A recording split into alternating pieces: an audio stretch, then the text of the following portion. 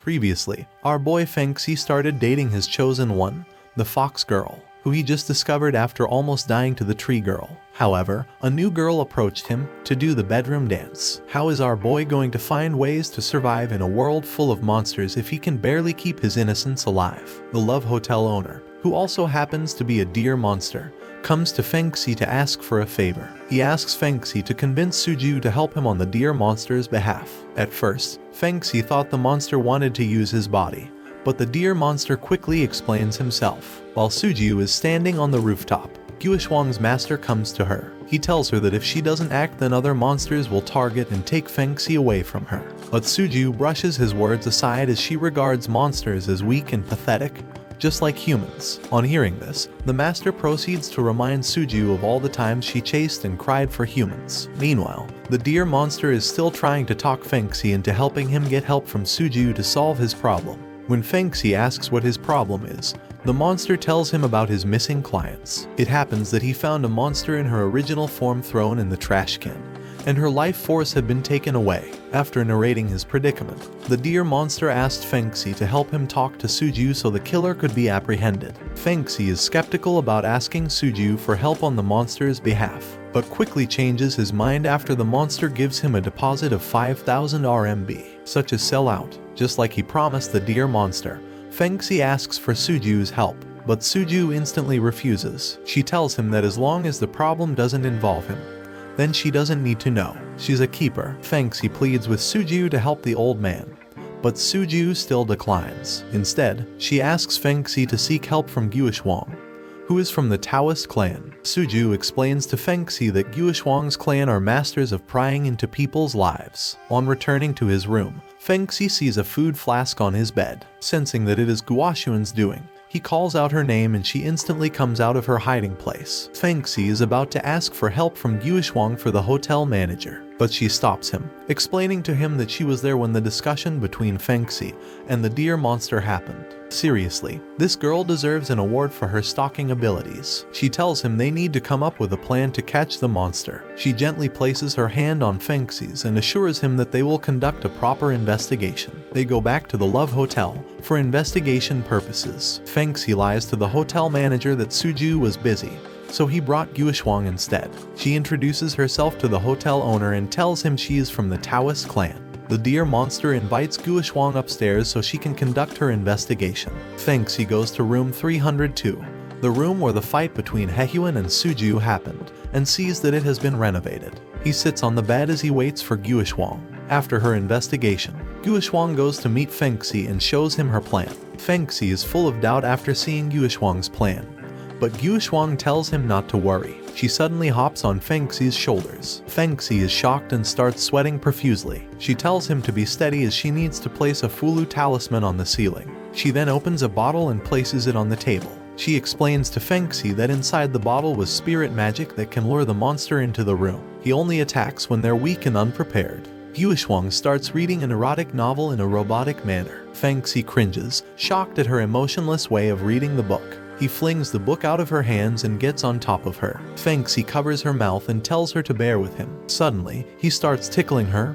She starts laughing. Feng Xi's hands muffle her laughter. Anyone hearing it would have thought they were doing something else. Not long after Feng Xi removes his hand from Guishuang's mouth, the killer, who turns out to be a demon, arrives. Before he could enter the room, Guishuang threw Feng Xi through the window. The wolf demon thinks that Guishuang is currently weak after the supposed bedroom dance. When he comes into the room, he gets shocked when Guishuang blocks his attack. The demon reveals that everything was a trap to catch Suju. But since Suju has refused to bite the bait, he tells Guishuang that he will kill her instead. Guishuang releases fire on him, but her power is no match for his because she fails to subdue the demon. The wolf demon attacks Guishuang, but she holds her own and continues fighting him until she uses her explosion seal. It brings him down to his knees and she ties him up. She tells the wolf demon to return all his cultivated power so she can spare his life. But the demon monster remembers that said the same thing many centuries ago.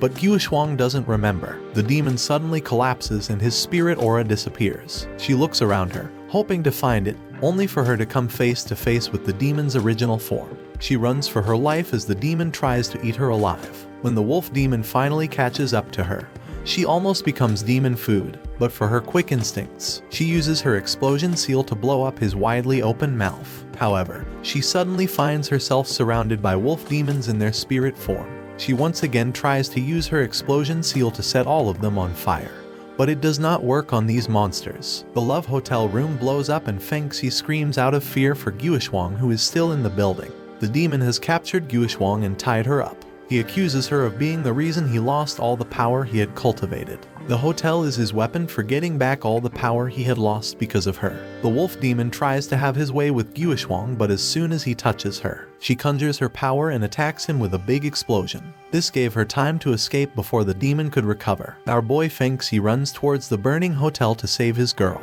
Just as he makes it to the door, he sees Guishuang coming out. But before she could hold Feng Xi's hand, the demon gets to her and drags her back inside. The demon starts bluffing about how the whole hotel is his domain and that Guishuang cannot escape. But she tells him that she has placed explosion seals on all the columns and walls of the hotel. She then bids Feng Xi farewell before commanding all the explosion seals to break. The building explodes with Guishuang and the wolf demon inside. Feng Xi cries bitterly as memories of all the time he spent with Guishuang come to his mind. Flashback to his previous life, Feng Xi and Guishuang were friends. Back then, Guishuang's name was Guoxiang while Feng Xi was Jubang. Jubang tells Guoxiang that he stole the Taoist manual and wants to practice it with Guoxiang. But Guoxiang thinks he said he wants to practice the bedroom dance with Guoxiang. She gets angry and tells him he can only do that with someone he likes before walking away. He tells her he likes her, so there is no reason they shouldn't practice the Taoist manual together. That's my boy. Misinterpreting him once again, she flings an explosion seal at him. F in the comments to pay respect to our fellow soldier. Siju finds our boy collapsed from the impact of the explosion. She teases him about confessing his feelings for Guoxiang. He asks his master if he can join in hunting the demons that have been causing chaos. His master gives him the go-ahead.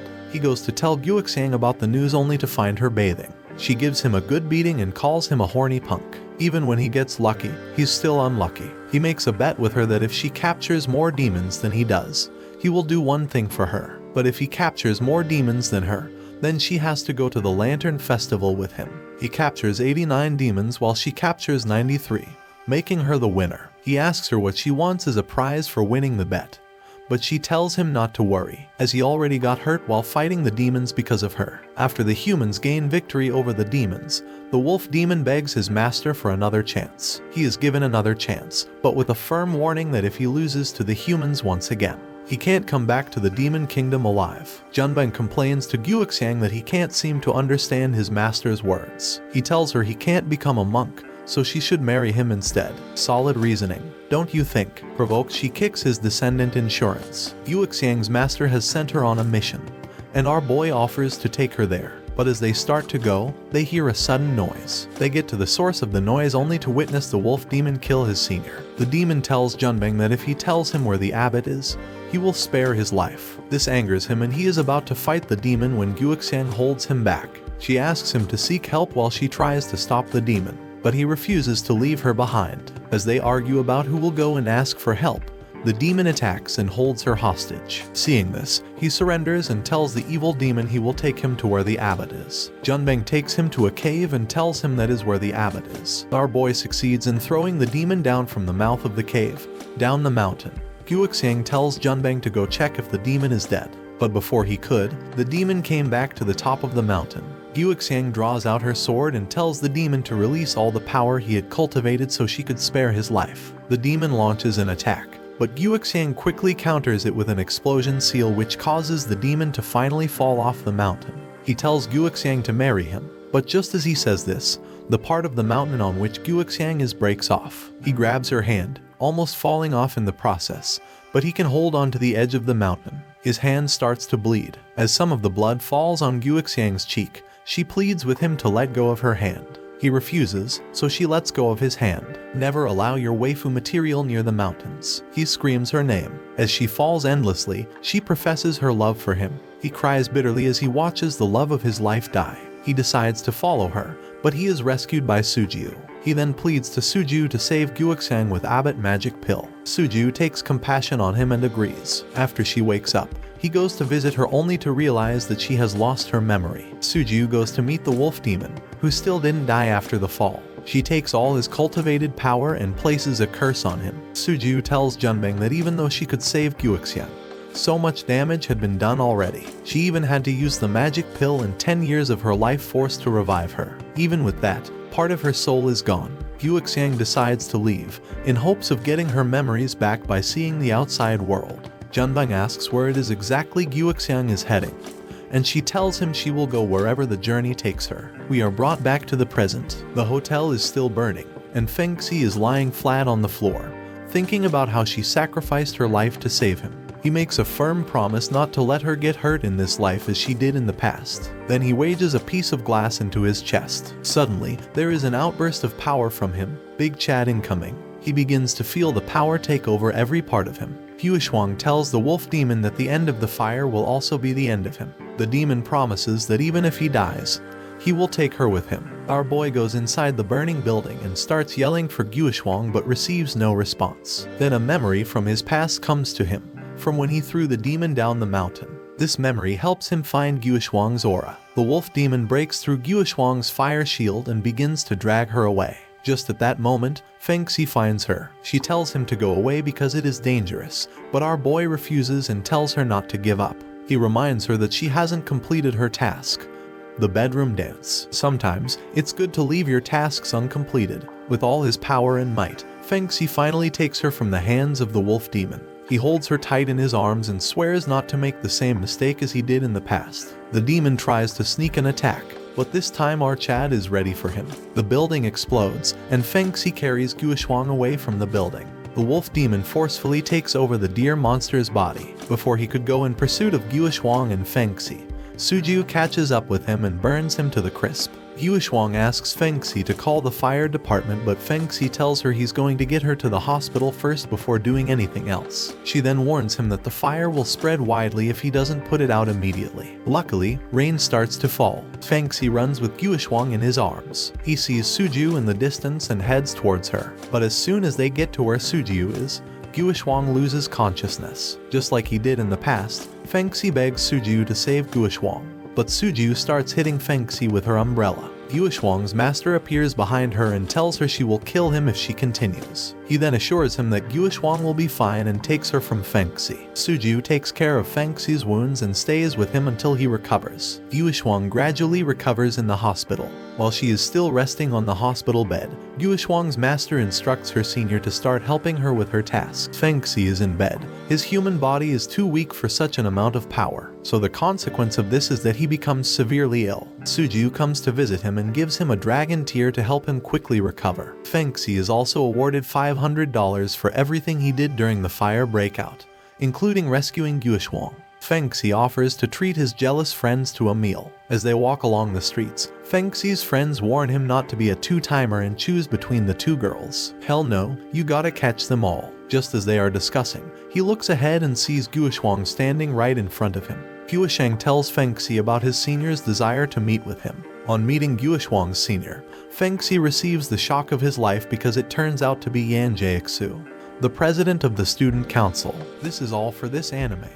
Give the video a like, and I will see you in the next minutes.